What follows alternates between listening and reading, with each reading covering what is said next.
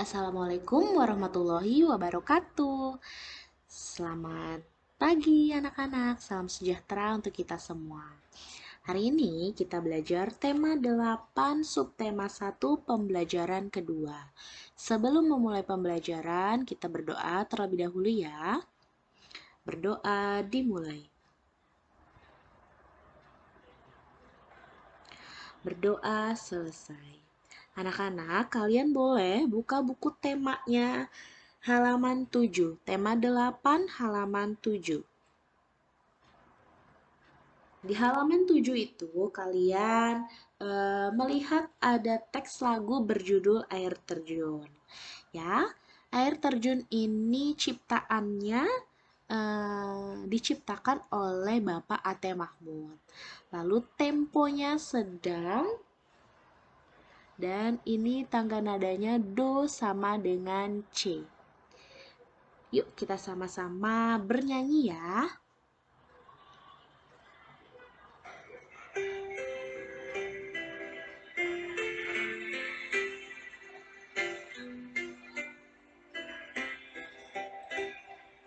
Terdengar sayup-sayup bunyi air yang tak putus, terbawa oleh angin dari arah lembah.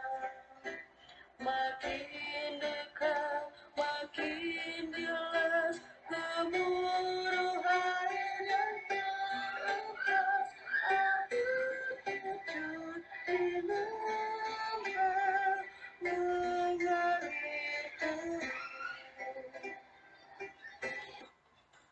Nah, itu tadi lagunya. Sudah bisa kan bernyanyinya? Lagu yang tadi itu bercerita tentang air. Air ini sangat penting bagi kehidupan di bumi loh. Setiap hari kalian membutuhkan air untuk berbagai keperluan. Mulai dari membersihkan diri sampai memasak.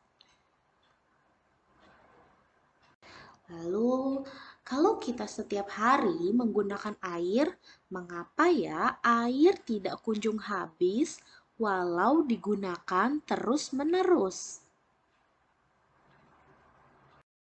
Ya, air selalu tersedia di bumi karena air mengalami siklus. Siklus air merupakan perputaran air secara terus-menerus dari bumi ke atmosfer, lalu kembali lagi ke bumi. Nah, siklus air ini terjadi akibat pengaruh panas dan sinar matahari. Matahari menjadi penggerak utama terjadinya siklus air. Tahapan dalam siklus air. Yang pertama itu ada evaporasi atau penguapan. Lalu yang kedua ada kondensasi atau pengembunan. Dan yang ketiga nih, ada presipitasi atau hujan. Jadi, tahapan dalam siklus air ini ada 3 ya, evaporasi, kondensasi, dan presipitasi. Sekarang kalian perhatikan proses siklus air di layar kalian. Ada evaporasi ya, yang ditandain itu evaporasi. Jadi apa sih evaporasi itu? Evaporasi ini adalah menguapnya air akibat panas dari sinar matahari. Jadi air yang ada di laut, di sungai dan danau ini menguap akibat panas dari sinar matahari. Nah, peristiwa itu disebutnya evaporasi. Lalu, setelah mengalami peristiwa evaporasi, uap air akan berkumpul di udara nih, lalu membentuklah awan. Nah, proses ini disebut dengan kondensasi atau pengembunan. Kondensasi berarti uap air yang berkumpul di udara dalam bentuk awan.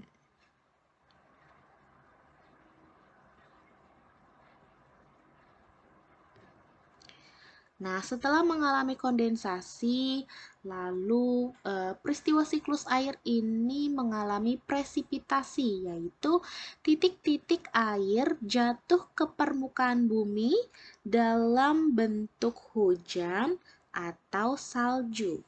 Ya, jadi ketika suhu udara turun di awan tersebut, maka uap air akan berubah menjadi titik-titik air ya atau hujan. Ini disebutnya presipitasi. Ingat ya.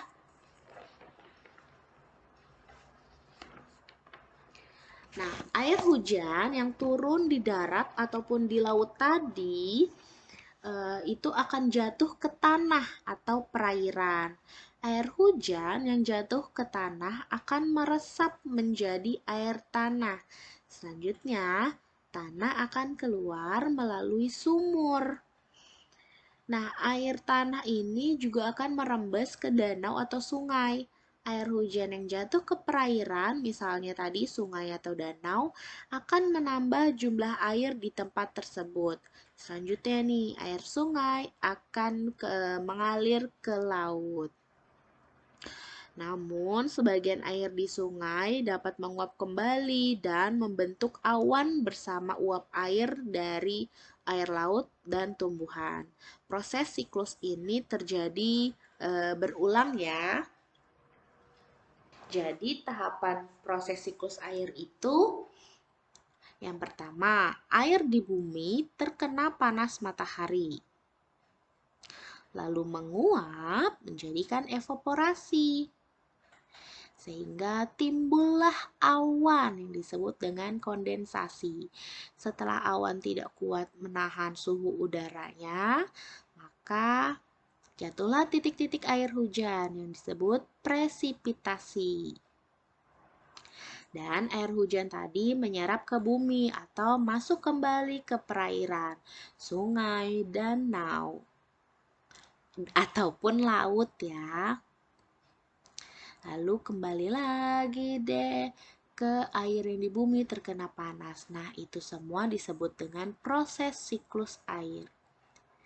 Jadi dapat kita simpulkan bahwa dari proses siklus air itu sebenarnya jumlah air di bumi secara keseluruhan cenderung tetap.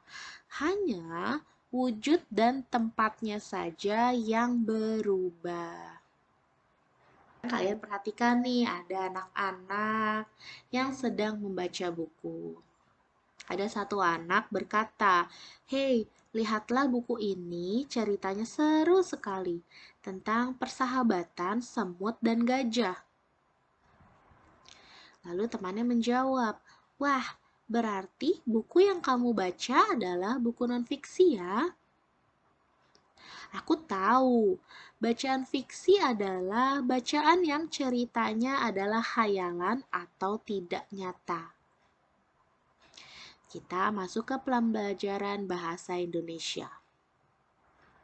Pembelajaran sebelumnya, kamu telah mempelajari urutan peristiwa cerita non-fiksi. Nah, kali ini kita akan belajar urutan peristiwa dalam cerita fiksi.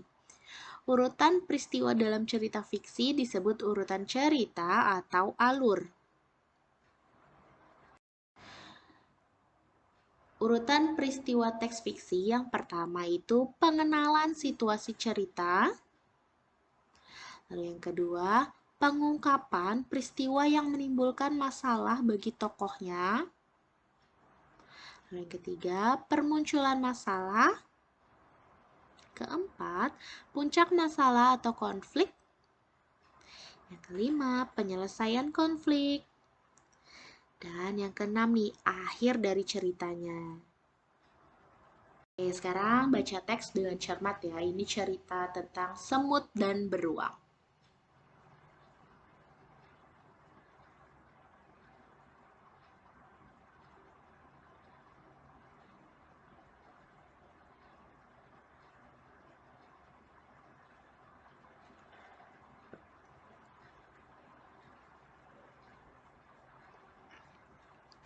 Oke, sudah selesai.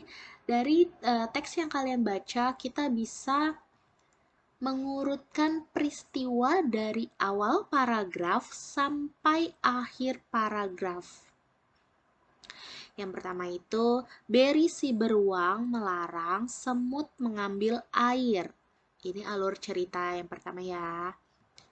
Lalu yang kedua, semut tidak menyadari dan terus berjalan ke arah air. Lalu Berry marah dan mencakar serta berteriak. Lalu semut bingung dengan sikap Berry. Dan akhirnya semut yang pergi dari tempat itu dan Berry kembali ke sarangnya dengan jengkel. Ini merupakan urutan peristiwa dari teks yang kalian baca dari paragraf pertama sampai paragraf yang terakhir. Cara mengurutkan peristiwanya, kalian harus membacanya terlebih dahulu. Terima kasih anak-anak sudah mendengarkan materi hari ini. Semoga dapat bermanfaat untuk kalian ya. Tugasnya itu ada di halaman 13 ya.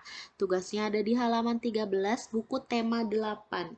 Jadi kalian diminta mengurutkan peristiwa pada cerita semut dan beruang. Oke, kalau sudah kumpulkan ke ibu ya. Terima kasih. Wassalamualaikum warahmatullahi wabarakatuh.